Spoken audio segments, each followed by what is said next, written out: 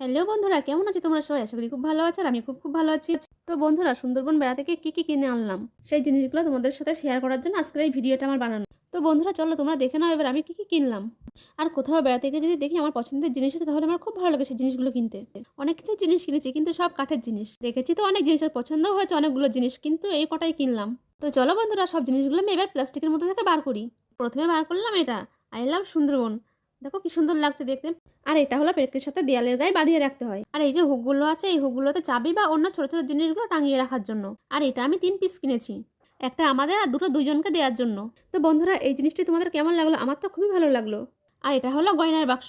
আমার খুব ভালো লেগেছে এই গয়নার বাক্সটা। একটা আমার জন্য আর দুটো দুইজনকে দেওয়ার জন্য।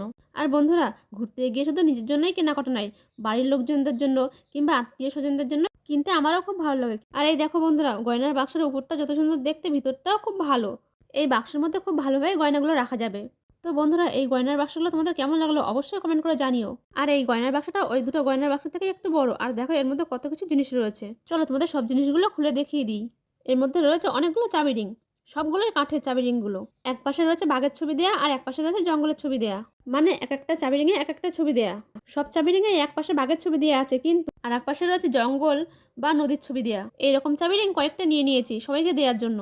আর কয়েকটা এরকম চাবি রিং নিয়ে নিয়েছি, পুরোটাই কাঠের তৈরি, কাঠের নৌকা।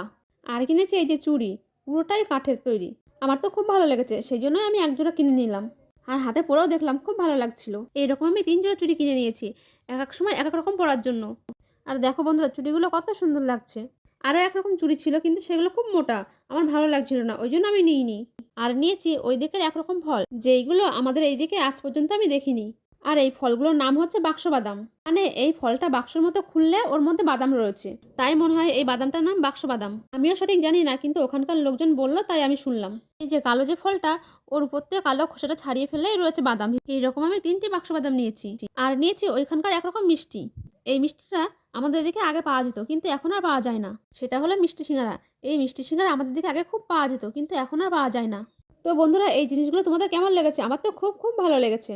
আর বন্ধুরা, আমার এই ভিডিওটি যদি তোমাদের ভালো লেগে থাকে তাহলে অবশ্যই চ্যানেলটাকে সাবস্ক্রাইব করে দিও।